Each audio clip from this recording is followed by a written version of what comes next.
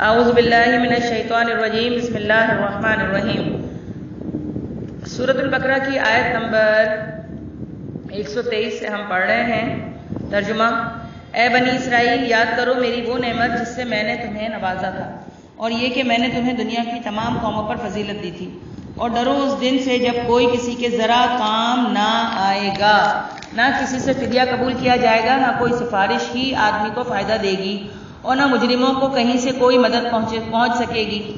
یاد کرو کہ جب ابراہیم علیہ السلام کو اس کے رب نے چند باتوں میں آزمایا اور وہ ان سب میں پورا اتر گیا تو اس نے کہا، میں تجھے سب لوگوں کا پیشوا بنانے والا ہوں۔ ابراہیم علیہ السلام نے عرض کیا، اور کیا میرے اولاد سے بھی یہی وعدہ ہے؟ اس نے جواب دیا، میرا وعدہ ظالموں سے متعلق نہیں ہے، اور یہ کہ ہم نے اس گھر کعبے کو لوگوں کے لیے مرکز اور امن کی جگہ قرار دیا تھا، اور لوگوں کو حکم دیا تھا کہ ابراہیم علیہ السلام جہاں عبادت کے لیے کھڑا ہوتا ہے اس مقام کو مستقل جائے نماز بنا لو، اور ابراہیم علیہ السلام اور اسماعیل علیہ السلام کو تاکید کی تھی کہ میرے اس گھر کو طواف اور اعتکاف اور رکوع اور سجدہ کرنے والوں کے لیے پاک رکھو، اور یہ کہ ابراہیم علیہ السلام نے دعا کی، اے میرے رب، اس شہر کو امن کا شہر بنا دے، اور اس کے باشندوں میں سے جو اللہ اور آخرت کو مانے انہیں ہر قسم کے پھلوں کا رزق دے۔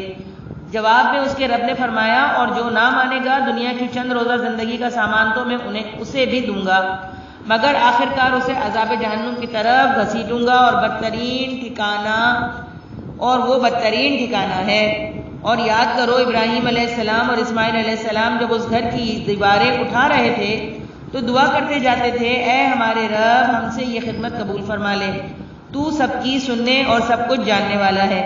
اے رب، ہم دونوں کو اپنا مسلم مطیع فرمان بنا، ہماری نسل سے ایک ایسی قوم اٹھا جو تیری مسلم ہو، ہمیں اپنی عبادت کے طریقے بتا، اور ہماری کوتاہیوں سے درگزر فرما، تو بڑا معاف کرنے والا اور رحم فرمانے والا ہے۔ اور اے رب، ان لوگوں میں خود انہی کی قوم میں سے ایک رسول اٹھائیو جو انہیں تیری آیات سنائے، ان کو کتاب اور حکمت کی تعلیم دے، اور ان کی زندگیاں سنوارے، تو بڑا مقتدر اور حکیم ہے۔ اب کون ہے جو ابراہیم علیہ السلام کے طریقے سے نفرت کرے؟ جس نے خود اپنے آپ کو حماقت اور جہالت میں مبتلا کر لیا ہو، اس کے سوا کون یہ حرکت کر سکتا ہے؟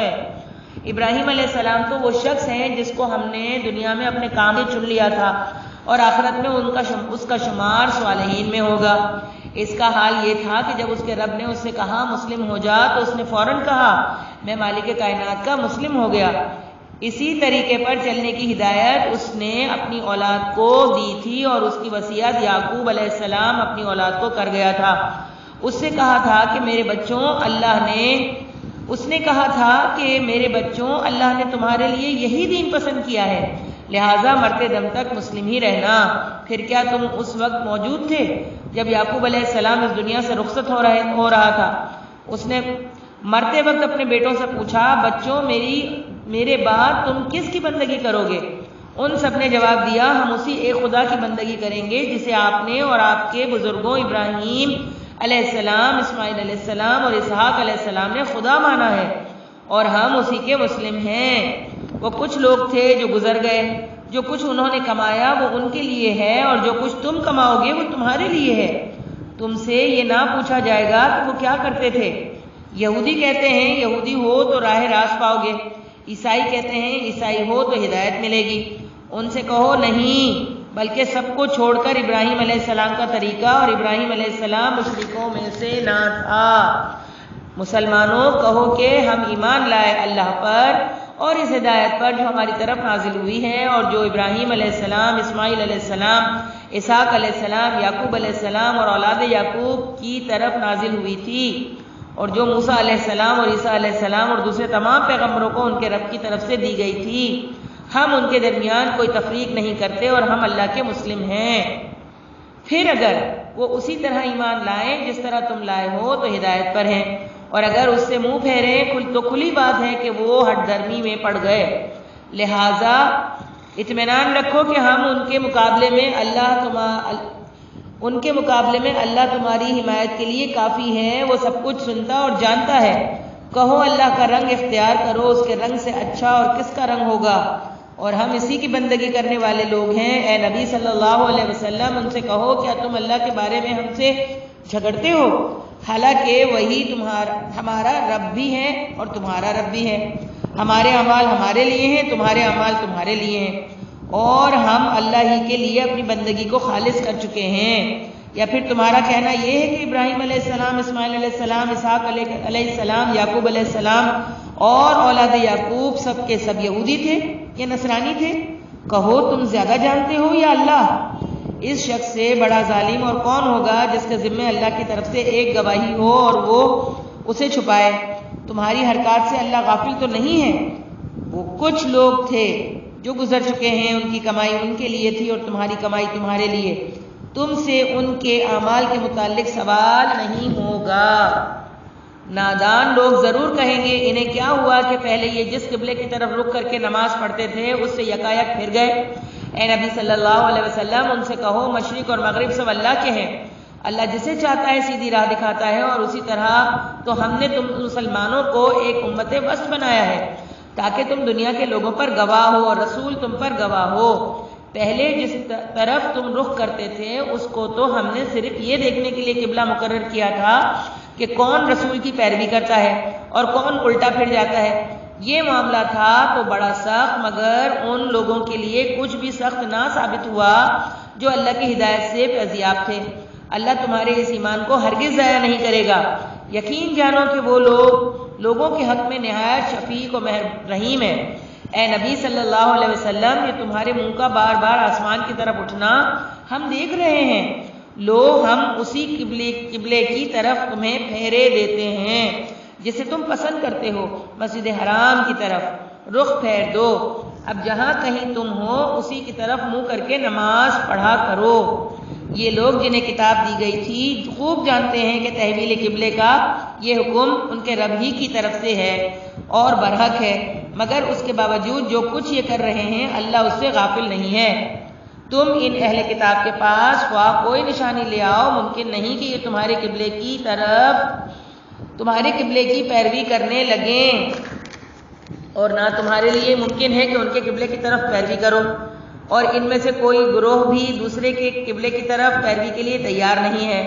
اور اگر تم نے اس علم کے بعد جو تمہارے پاس آ چکا ہے ان کی خواہشات کی پیروی کی تو یقیناً تمہارا شمار ظالموں میں ہوگا۔ جن لوگوں کو ہم نے کتاب دی اور اس مقام کو جسے قبلہ بنایا گیا ہے ایسا پہچانتے ہیں جیسا اپنی اولاد کو پہچانتے ہیں، مگر ان میں سے ایک گروہ جانتے بوجھتے حق کو چھپا رہا ہے۔ یہ قطعی امر حق ہے تمہارے رب کی طرف سے، لہٰذا اس کے متعلق تم ہرگز کسی شک میں نہ پڑو۔ ہر ایک کے لیے ایک رخ ہے جس کی طرف وہ مڑتا ہے، بس تم بھلائیوں کی طرف سبقت کرو۔ جہاں بھی تم ہوگے اللہ تمہیں پا لے گا، اس کی قدرت سے کوئی چیز باہر نہیں۔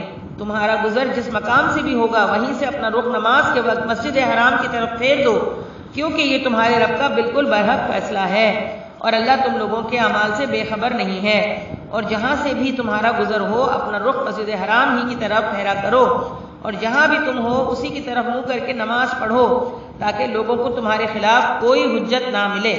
ہاں ان میں سے جو ظالم ہیں ان کی زبان کسی حال میں بند نہ ہوگی، تو ان سے تم نہ ڈرو بلکہ مجھ سے ڈرو، اور اس لیے کہ میں تم پر اپنی نعمت پوری کر دوں، اور اس توقع پر کہ میرے اس حکم کی پیروی سے تم اسی طرح فلاح کا راستہ پاؤ جس طرح تمہیں اس چیز سے فلاح نصیب ہوئی کہ ہم نے تمہارے درمیان خود تم میں سے ایک رسول بھیجا جو تمہیں ہماری آیات سناتا ہے، تمہاری زندگیوں کو سنوارتا ہے، تمہیں کتاب اور حکمت کی تعلیم دیتا ہے، اور تمہیں وہ باتیں سکھاتا ہے جو تم نہ جانتے تھے۔ لہٰذا تم مجھے یاد رکھو، میں تمہیں یاد رکھوں گا، اور میرا شکر ادا کرو، کفران نعمت نہ کرو۔ اے لوگوں جو ایمان لائے ہو، صبر اور نماز سے مدد لو، اللہ صبر کرنے والوں کے ساتھ ہے۔ اور جو لوگ اللہ کی راہ میں مارے جائیں انہیں مردہ نہ کہو، ایسے لوگ تو حقیقت میں زندہ ہیں مگر تمہیں ان کی زندگی کا شعور نہیں ہوتا۔ اور ہم ضرور تمہیں خوف و خطر، فاقہ کشی، جان و مال کے نقصانات اور آمدنیوں کے گھاٹے میں مبتلا کر کے تمہاری آزمائش کریں گے۔ ان حالات میں جو لوگ صبر کریں گے اور اللہ کو، اور جب کوئی مصیبت پڑے تو کہیں کہ ہم اللہ ہی کے ہیں اور اللہ ہی کی طرف ہمیں پلٹ کر جانا ہے، انہیں خوشخبری دے دو، ان پر ان کے رب کی طرف سے بڑی عنایات ہوں گی، اس کی رحمت ان پر سایہ کرے گی، اور ایسے ہی لوگ راہ راست رو ہیں۔ وآخر دعوانا ان الحمد للہ رب العالمین۔